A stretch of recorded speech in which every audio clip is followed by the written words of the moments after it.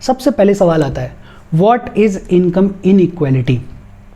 Income inequality क्या होती है? और अगर बहुत सिंपल लैंग्वेज में बोलें तो रिच और पुअर के बीच में जो इनकम का गैप देखने को मिलता है उसको बुलाया जाता है income inequality. The income gap between rich and poor is known as income inequality. या फिर अपन ये भी कह सकते हैं कि इनकम और एसेट्स के डिस्ट्रीब्यूशन में जो डिस्पैरिटी देखने को मिलती है उसको बुलाया जाता है इनकम इनइक्वालिटी। फॉर एग्जाम्पल, मान लेते हैं दो कंट्रीज हैं, एक कंट्री है ए और दूसरी कंट्री है बी। ए कंट्री में मान लेते हैं सिर्फ दो लोग रहते हैं, एक इंसान कमाता है 1000 रुपये और दूसरा इंसान कमाता है मान लेते हैं 99,000 रुपीज़। इस ए कंट्री के लिए अगर अपन एवरेज इनकम निकालेंगे तो एवरेज इनकम कितनी आएगी? बहुत सिंपल फॉर्मूला है, 50,000 रुपीज़ एवरेज इनकम आएगी। मान लेते हैं बी कंट्री में भी सिर्फ दो लोग रहते हैं, लेकिन दोनों ही लोग कितने रुपए कमाते हैं? 50 हज़ार रुपये कमाते हैं। बी कंट्री के लिए अगर एवरेज इनकम निकालेंगे तो कितनी आएगी? बी कंट्री के लिए एवरेज इनकम भी कितनी आएगी? 50,000 रुपये। मतलब हमारे एग्जाम्पल के हिसाब से दोनों ही कंट्रीज की एवरेज इनकम कितनी आ रही है? 50,000 रुपये आ रही है, लेकिन इनकम का डिस्ट्रीब्यूशन अलग अलग है।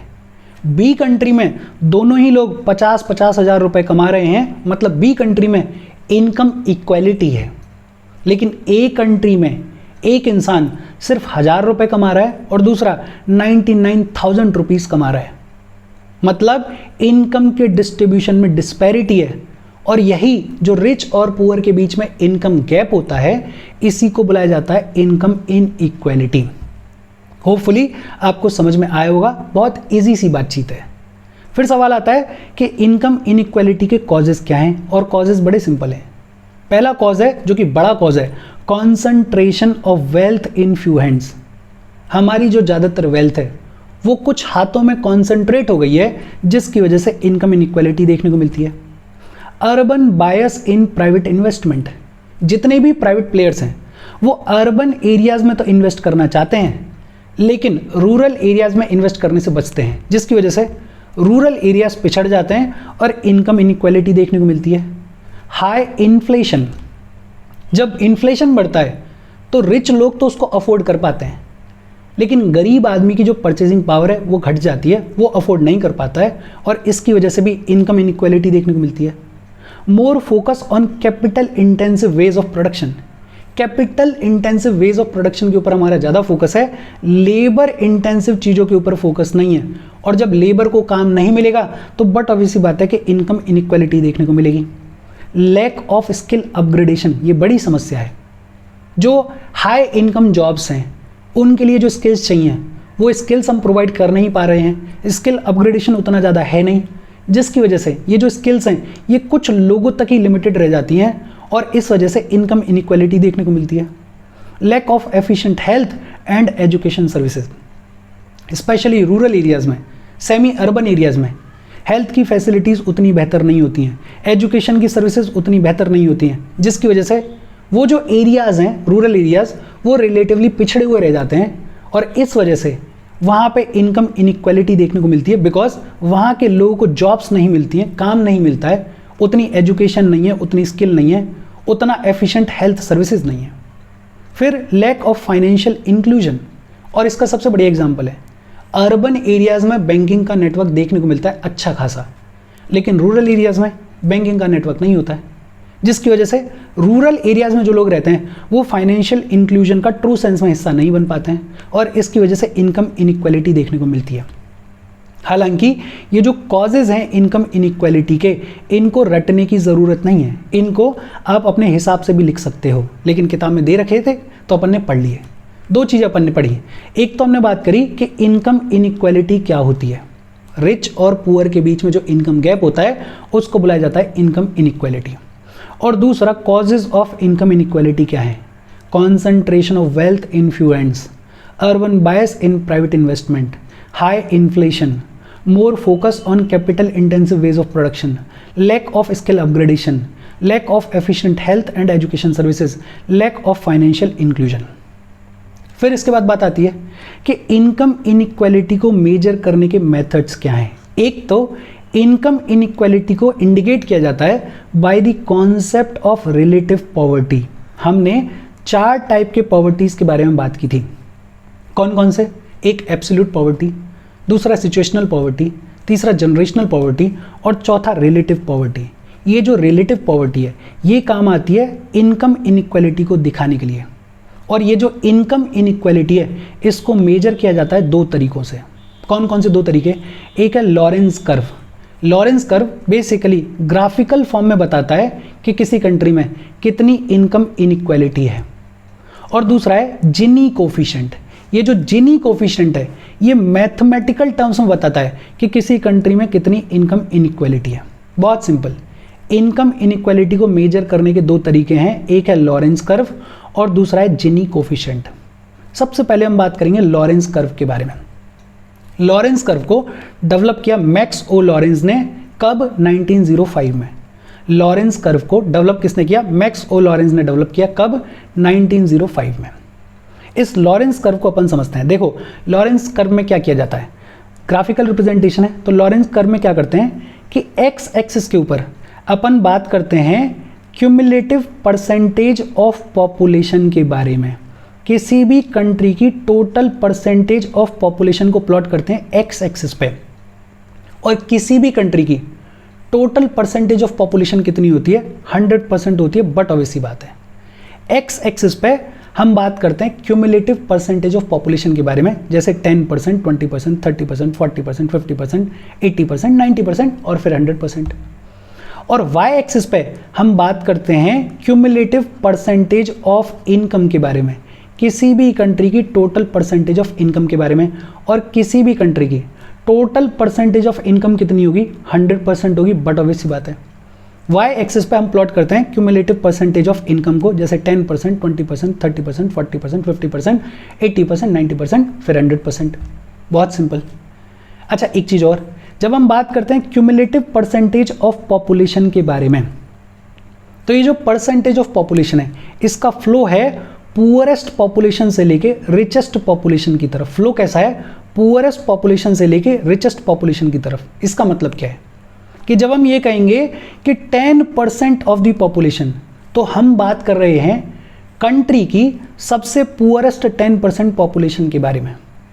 फॉर एग्जाम्पल जब हम कहेंगे 30% ऑफ द पॉपुलेशन, तो हम बात कर रहे हैं कंट्री की पुअरेस्ट 30% पॉपुलेशन के बारे में।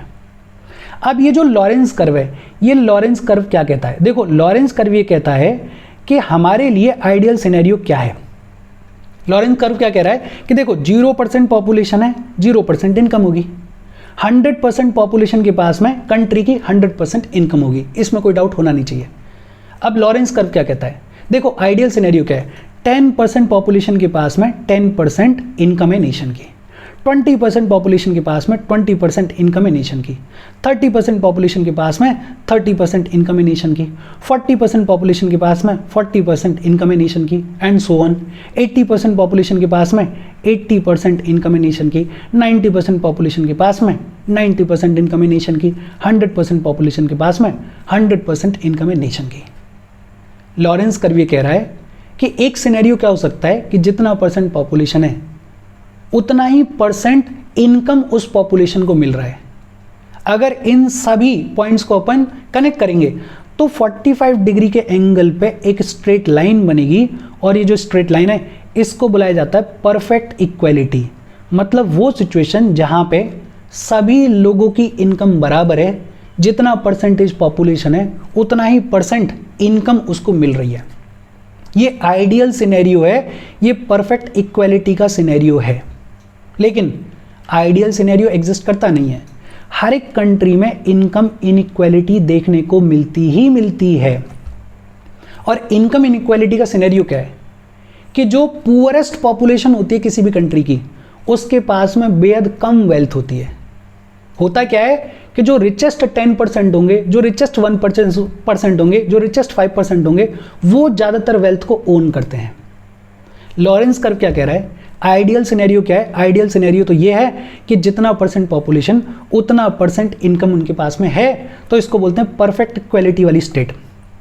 लेकिन किसी भी कंट्री में आइडियली कुछ इस तरीके का कर्व बनता है। कैसा कर्व बनता है? कुछ इस तरीके का कर्व बनता है। 0% पॉपुलेशन के पास में 0% इनकम, 100% पॉपुलेशन के पास में 100% इनकम। लेकिन देखते हैं अपन इस कर्व को थोड़ा सा समझने की कोशिश करते हैं। जो कंट्री के पुअरेस्ट 30% हैं, मान लेते हैं अपने एग्जाम्पल के हिसाब से, उनके पास में इनकम कितनी होगी? उनके पास में इनकम मान लेते हैं सिर्फ 8% है। जो कंट्री के 50% पॉपुलेशन है, पुअरेस्ट 50% पॉपुलेशन है, उसके पास में मान लेते हैं कि कंट्री की मान लेते हैं 23% वेल्थ है।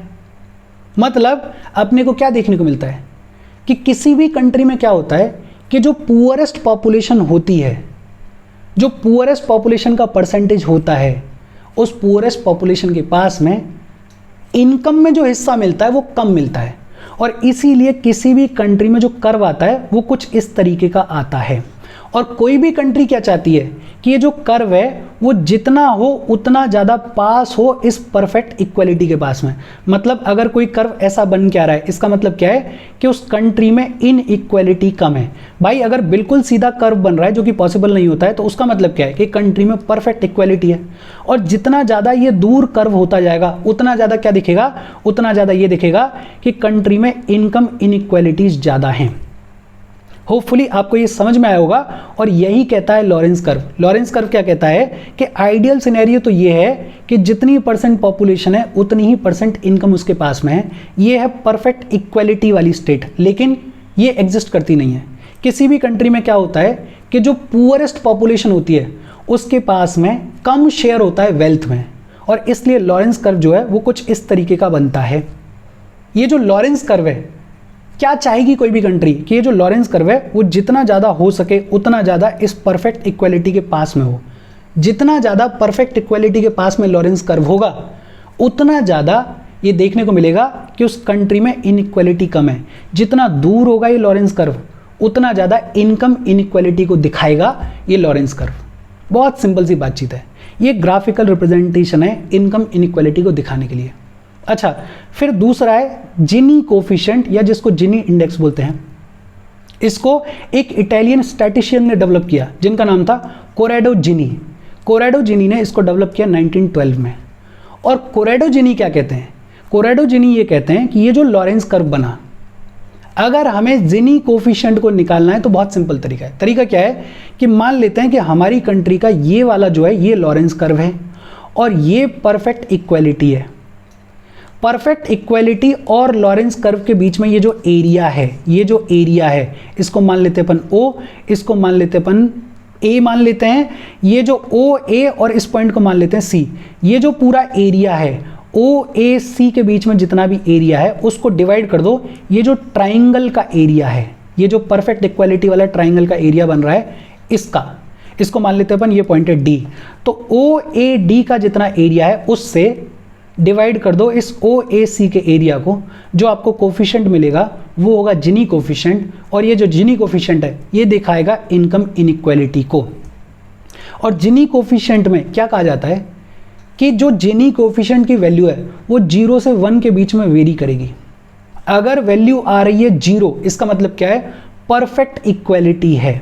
मतलब हर एक रेजिडेंट कंट्री का सेम इनकम को ओन करता है, मतलब बिल्कुल भी इनकम इनइक्वलिटी नहीं है।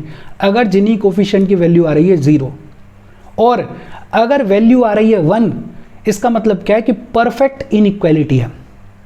परफेक्ट इनइक्वलिटी का मतलब क्या होता है कि एक रेजिडेंट के हाथ में कंट्री की पूरी इनकम है। एक रेजिडेंट के हाथ में कंट्री की पूरी इनकम है। अगर 1 आ रही है जिनी कोफिशिएंट की वैल्यू, उसका मतलब क्या है कि परफेक्ट इनइक्वलिटी है।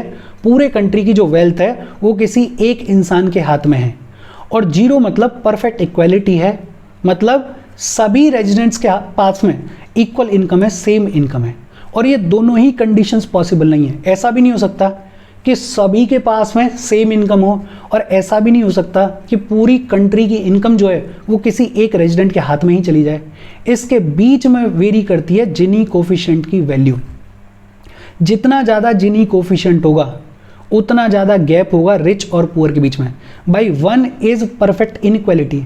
अब कोई वैल्यू आ रही है 0.9, कोई वैल्यू आ रही है 0.6, तो ज़्यादा इनइक्वलिटी कहाँ होगी? 0.9 पे होगी। तो जितना ज़्यादा हायर जिनी कोफिशिएंट होगा किसी भी कंट्री का, उतना ज़्यादा गैप होगा रिच और पुअर के बीच में। देखो, हमें पीएचडी नहीं करनी है, हमें बेसिक तौर पे चीज़ों को समझना है। इनकम इनइक्वालिटी क्या होती है? रिच और पुअर के बीच में जो इनकम गैप होता है उसको बुलाया जाता है इनकम इनइक्वालिटी। इसको मेजर दो तरीके से किया जाता है, एक है लॉरेंस कर्व और दूसरा है जिनी कोफिशिएंट। लॉरेंस कर्व क्या कहता है कि देखो, आइडियल सिनेरियो तो ये है कि जितना परसेंटेज पॉपुलेशन है उसके पास में उतना परसेंटेज इनकम हो। इसको बोलते हैं परफेक्ट इक्वालिटी। लेकिन होता नहीं है ऐसा। होता क्या है कि जो कंट्री की पुअरेस्ट पॉपुलेशन होती है उसको कम शेयर मिलता है इनकम में, और इसलिए ये जो लॉरेंस कर्व है ये कुछ इस तरीके से बनता है। इसमें एक चीज़ जो याद रखनी वो क्या है कि कोई भी कंट्री क्या चाहती है कि जितना हो सके लॉरेंस कर्व जो है वो परफेक्ट इक्वालिटी के पास में बने, या फिर अपन ये कह सकते हैं कि जिस कंट्री का कर्व परफेक्ट इक्वालिटी के जितना पास होगा उस कंट्री में इनकम की इनइक्वालिटी उतनी कम होगी। जितना दूर जाता जाएगा कर्व उतना ज़्यादा इनकम इनइक्वालिटी बढ़ती जाएगी उस कंट्री में।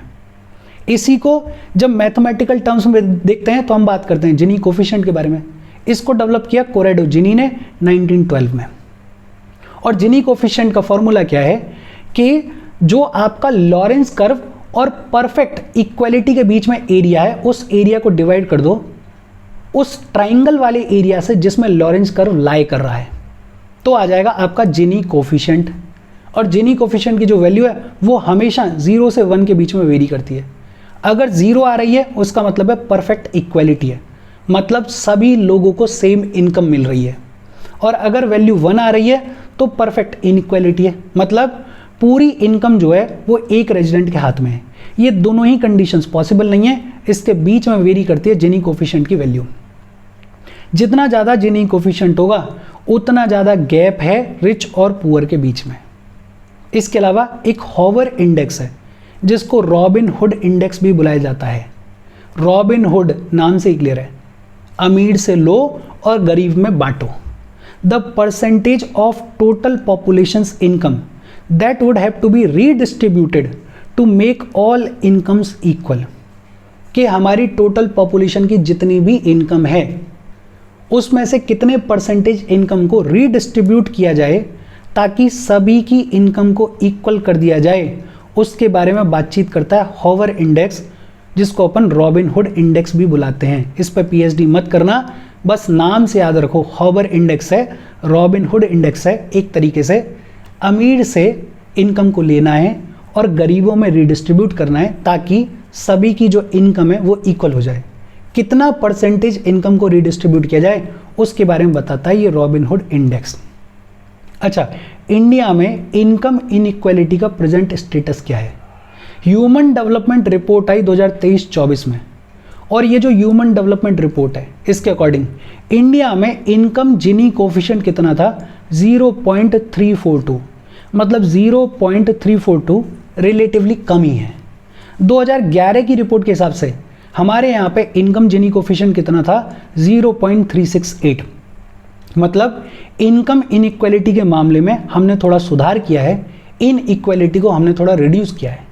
जितनी भी डेवलप्ड कंट्रीज़ हैं जो हमसे बेहतर हैं उन कंट्रीज़ में इनकम इनइक्वालिटी हमारे कंपैरिजन में ज़्यादा है। जैसे चाइना में इनकम जिनी कोफिशिएंट कितना था? 0.382, यूएस में कितना था? 0.398, रशिया में कितना था? 0.360, और हमारे कंट्री में कितना है? 0.342। मतलब हमारे यहाँ पे in comparison to China, US, Russia कम इनकम इनइक्वालिटी है। ये जो इनकम इनइक्वालिटी होती है इसका इम्पैक्ट क्या होता है? Problem of haves and have nots.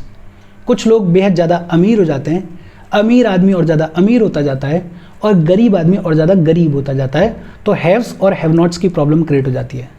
और जब एक सेक्शन बहुत ज़्यादा गरीब हो जाएगा और कुछ लोग बहुत ज़्यादा अमीर हो जाएंगे तो नेशन में पॉलिटिकल स्टेबिलिटी देखने को मिलेगी या इनस्टेबिलिटी देखने को मिलेगी? बट ऑब्वियसली बात है, पॉलिटिकल इनस्टेबिलिटी देखने को मिलेगी। हमारी सरकार ने क्या स्टेप्स लिए हैं इनकम इनइक्वालिटी को ख़त्म करने के लिए? सरकार ने सबसे पहले लैंड रिफॉर्म्स किए। जब हमें आज़ादी मिली तो उसके बाद सरकार ने जमींदारी सिस्टम को अबॉलिश किया, लैंड रिफॉर्म्स किए। जिन लोगों के पास में एक लिमिट से ज़्यादा ज़मीन थी उनकी ज़मीन को लिया गया और गरीब लोगों में रीडिस्ट्रीब्यूट किया गया। ये क्या था? इनकम इनइक्वालिटी को रिड्यूस करने का एक तरीका था। जो ट्रेड में मोनोपोलीज हुआ करती थी, रेस्ट्रिक्टिव प्रैक्टिसेस हुआ करती थी, उनको कंट्रोल करने के लिए सरकार बहुत सारे कानून लेकर आई। अब कोई भी किसी भी ट्रेड प्रैक्टिस में पार्टिसिपेट कर सकता है, मोनोपोलीज को ख़त्म कर दिया गया है। ये एक तरीका था इनकम इनइक्वालिटीज़ को कॉम्बैट करने का, उनसे लड़ने का। सरकार ने स्कीम्स चलाई हैं, जैसे मनरेगा है, गांव के लोग उनको रूरल एम्प्लॉयमेंट प्रोवाइड करने के लिए मनरेगा को चलाया गया है। ये क्या है? ये भी इनकम इनइक्वालिटी से लड़ने का एक तरीका है। प्रोग्रेसिव डायरेक्ट टैक्स सिस्टम, जिनके पास में ज़्यादा वेल्थ होती है उन पे ज़्यादा टैक्स लगता है, डायरेक्ट टैक्स ज़्यादा लगता है। जिनके पास में वेल्थ कम होती है उनके ऊपर कम डायरेक्ट टैक्स लगता है। जिनके पास में 2-4 लाख रुपए की वेल्थ है सालाना, उनके ऊपर डायरेक्ट टैक्स लगता ही नहीं है। तो हमारे यहाँ पे प्रोग्रेसिव डायरेक्ट टैक्स सिस्टम है। अब जो टैक्स का पैसा है उसको सरकार यूज़ करती है वेरियस स्कीम्स को चलाने के लिए, इनकम रिडिस्ट्रीब्यूशन के लिए। तो ये भी एक तरीका है इनकम इनइक्वालिटी से लड़ने का। More equal access to education and well paying jobs, सरकार कॉन्स्टेंटली कोशिश कर रही है कि सभी लोगों को एजुकेशन की फैसिलिटीज़ बढ़िया मिलें, वेल पेइंग जॉब्स बढ़िया मिलें, स्किल्स मिलें। ये भी इनकम इनइक्वालिटी को रिड्यूस करने के तरीके हैं। देखो, लैंड रिफॉर्म्स, जो ट्रेड के ऊपर मोनोपोलीज हुआ करती थी उनको ख़त्म किया गया, स्कीम्स चलाई गई मनरेगा जैसी। प्रोग्रेसिव डायरेक्ट टैक्स सिस्टम है हमारी कंट्री में। एजुकेशन और वेल पेइंग जॉब्स को हमने इक्वल एक्सेस दी है। लेकिन क्रिटिक्स ये कहते हैं कि जितने भी मेजर्स हैं इनका बहुत कम इम्पैक्ट है इनकम इनइक्वालिटी को रिड्यूस करने में। हमें और हमारी सरकार को और बहुत सारा काम करने की ज़रूरत है। देखो, एक बार फिर से देख लेते हैं जो भी हमने पढ़ा है। इनकम इनइक्वालिटी क्या होती है, होपफुली आपको समझ में आ गया होगा। इनकम इनइक्वालिटी को मेजर करने के 2 तरीके हैं। एक है लॉरेंस कर्व। लॉरेंस कर्व कब डेवलप किया गया? 1905 में डेवलप किया गया। किसने किया? मैक्स ओ लॉरेंस ने किया। लॉरेंस कर्व में क्या कहा जाता है? एक्स एक्सिस पे प्लॉट किया जाता है क्यूमुलेटिव परसेंटेज ऑफ पॉपुलेशन को, और वाई एक्सिस पे प्लॉट किया जाता है क्यूमुलेटिव परसेंटेज ऑफ इनकम को। लॉरेंस कर्व ये कहता है कि आइडियली सिनेरियो क्या होना चाहिए कि जितना % पॉपुलेशन उतना % इनकम में उसको हिस्सा। और ये 45 डिग्री के एंगल पे एक लाइन मिलेगी जब ऐसे पॉइंट्स को अपन ज्वाइन करेंगे, और ये परफेक्ट इक्वालिटी वाली स्टेट है, ये आइडियल स्टेट है। लेकिन किसी भी कंट्री में आइडियल स्टेट एग्जिस्ट करती नहीं है। तो एक कर्व बनता है। ये जो कर्व है ये क्या दिखाता है? ये दिखाता है कि कंट्री की जो पुअरेस्ट पॉपुलेशन होती है उसको टोटल इनकम में कम हिस्सा मिलता है। ये लॉरेंस कर्व परफेक्ट इक्वालिटी वाली लाइन के जितना करीब होगा उतना बेहतर होता है। ये दिखाता है कि कंट्री में इनकम इनइक्वालिटी कम है। जितना ज़्यादा दूर होगा लॉरेंस कर्व दिखाएगा कि कंट्री में इनकम इनइक्वालिटी उतनी ही ज़्यादा है। जिनी कोफिशिएंट बेसिकली मैथमेटिकल टर्म्स में बताता है कि कंट्री में इनकम इनइक्वालिटी क्या है। वही सेम तरीका है कि ये जो एरिया होता है लॉरेंस कर्व और परफेक्ट इक्वालिटी वाली लाइन के बीच में, उसको डिवाइड कर दो ट्राइंगल के एरिया से तो आ जाता है जिनी कोफिशिएंट। हमेशा जिनी कोफिशिएंट वेरी करता है 0 से 1 के बीच में। 0 परफेक्ट इक्वालिटी वाली स्टेट होती है और 1 परफेक्ट इनइक्वालिटी वाली स्टेट होती है। मतलब जितना ज़्यादा आपका जिनी कोफिशिएंट की वैल्यू आ रही है उतना ज़्यादा आपके कंट्री में इनकम इनइक्वालिटी है। फिर इसके बाद बात आती है रॉबिन हुड इंडेक्स के बारे में। रॉबिन हुड इंडेक्स या जिसको हॉवर इंडेक्स भी बोलते हैं, ये क्या कहता है कि टोटल पॉपुलेशन की इनकम में से कितना % इनकम को रीडिस्ट्रीब्यूट किया जाए ताकि सभी की इनकम इक्वल हो जाए, उसके बारे में बताता है हॉवर इंडेक्स या रॉबिन हुड इंडेक्स। हमारे कंट्री में प्रेजेंट स्टेटस क्या है इनकम इनइक्वालिटी का? ह्यूमन डेवलपमेंट रिपोर्ट 2023-24 के अकॉर्डिंग इंडिया का इनकम जिनी कोफिशिएंट कितना था? 0.342। जितनी भी अदर डेवलप्ड कंट्रीज़ हैं या ऐसी कंट्रीज जो कि हमसे बेहतर हैं, वहाँ पे इनकम इनइक्वालिटी ज़्यादा है हमारी कंपैरिजन में। इनकम इनइक्वालिटी का इम्पैक्ट क्या होता है? हैव्स और हैव नॉट्स की प्रॉब्लम हो जाती है। रिच और पुअर का स्टार्किंग डिफरेंस देखने को मिलता है, जिसकी वजह से नेशन में पॉलिटिकल इनस्टेबिलिटी भी देखने को मिलती है। सरकार ने बहुत सारी कोशिश की हैं इस इनकम इनइक्वालिटी को रिड्यूस करने के लिए, जैसे लैंड रिफॉर्म्स, जैसे ट्रेड के ऊपर मोनोपोलीज को खत्म किया गया है, जैसे स्कीम्स चलाई गई हैं मनरेगा जैसी। प्रोग्रेसिव डायरेक्ट टैक्स सिस्टम है हमारी कंट्री में। एजुकेशन के ऊपर, वेल पेइंग जॉब्स के ऊपर सरकार फोकस कर रही है, कोशिश कर रही है कि सबको इक्वल एक्सेस हो। लेकिन क्रिटिक्स ये कहते हैं कि इन सारे मेजर्स का बड़ा छोटा मोटा इम्पैक्ट रहा है इनकम इनइक्वालिटी को ख़त्म करने में। कुछ सजेशंस भी दिए जाते हैं। सजेशंस क्या दिए जाते हैं कि जो सुपर रिच लोग हैं उनके ऊपर और टैक्स लगाओ, जैसे उनके ऊपर इनहेरिटेंस टैक्स लगाओ, उनके ऊपर वेल्थ टैक्स लगाओ। मतलब जो सुपर रिच लोग हैं उनसे और टैक्स का पैसा कलेक्ट करो और उस पैसे को यूज़ करो जो गरीब लोग हैं उनको आगे लाने के लिए। लेबर इंटेंसिव सेक्टर्स के ऊपर फोकस करो, सिर्फ कैपिटल इंटेंसिव या मैकेनाइजेशन के ऊपर, इंडस्ट्रियलाइजेशन के ऊपर ही फोकस करने की ज़रूरत नहीं है, लेबर इंटेंसिव सेक्टर्स के ऊपर भी फोकस करने की ज़रूरत है। एग्रीकल्चर सेक्टर और सोशल प्रोटेक्शन स्कीम्स के ऊपर भी फोकस करो। जितना ज़्यादा हमारा एग्रीकल्चर सेक्टर इंप्रूव होगा उतना ज़्यादा रूरल एरियाज़ में डेवलपमेंट देखने को मिलेगा, उतना ज़्यादा इनकम इनइक्वालिटी कम होगी और फाइनेंशियल इंक्लूजन को और बेटर करने के लिए कामकाज करने की ज़रूरत है।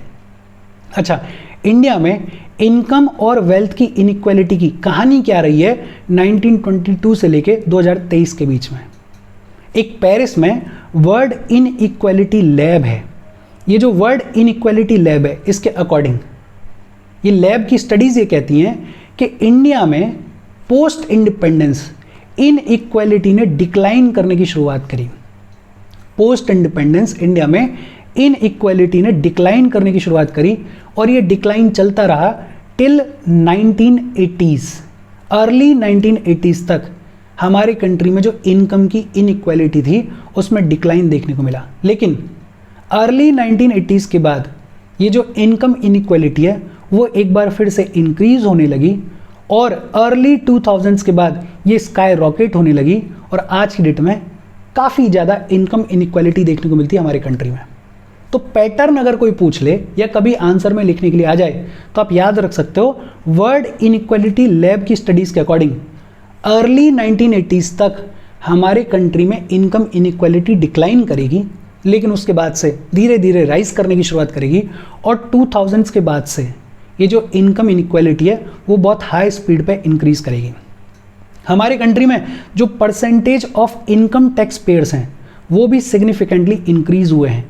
पहले तो सिर्फ 1% पॉपुलेशन, अडल्ट्स की जो पॉपुलेशन थी वो इनकम टैक्स देती थी, अब लगभग 9-10% लोग जो हैं वो इनकम टैक्स पेयर्स हैं हमारे कंट्री में। मतलब सिग्निफिकेंट राइज देखने को मिला है। टॉप 1% इंडियंस जो हैं वो 1961 में 13% वेल्थ को होल्ड करते थे, लेकिन 2023 में इस वर्ल्ड इनइक्वालिटी लैब की स्टडीज़ के अकॉर्डिंग टॉप 1% इंडियंस जो हैं वो 39% वेल्थ को होल्ड करते हैं। मतलब हमारे कंट्री की लगभग 40% इनकम हमारे कंट्री के 1% रिचेस्ट लोगों के पास में है। हालांकि अगर आप नितिन सिंघानिया देखोगे तो उसमें तो इस डेटा को पूरी तरीके से एक्सप्लेन किया गया है, पूरा फिगर्स बताए गए हैं एग्जैक्ट, लेकिन अगर आप इतना भी याद रखोगे तो आपका काम चल जाएगा। बेसिक आइडिया कि भैया 1980s तक इनकम इनइक्वालिटी में डिक्लाइन देखने को मिला, उसके बाद से राइज देखने को मिला और 2000s के बाद से ये जो इनकम इनइक्वालिटी का राइज है ये एकदम से स्काई रॉकेट हो गया है। हमारे यहाँ पे जो percentage of income tax payers है उसमें इंक्रीज देखने को मिला है सिग्निफिकेंटली।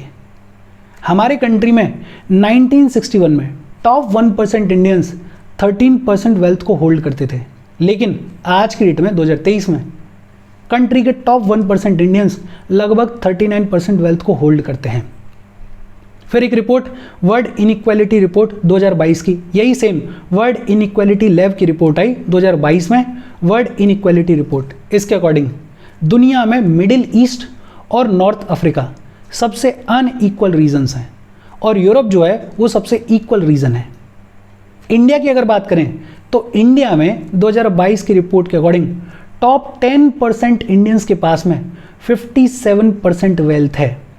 मतलब हमारे कंट्री के टॉप 10% लोग लगभग 57% वेल्थ को होल्ड करते हैं, कंट्रोल करते हैं। और हमारे कंट्री के जो पुअरेस्ट 50% लोग हैं उनके पास में सिर्फ 13% वेल्थ है। सोचो कितनी ज़्यादा इनकम इनइक्वालिटी है। और इसके साथ आज की अपनी बातचीत खत्म हो गई। अगर कोई दिक्कत हो तो कमेंट करके पूछ लेना। Thank you very much.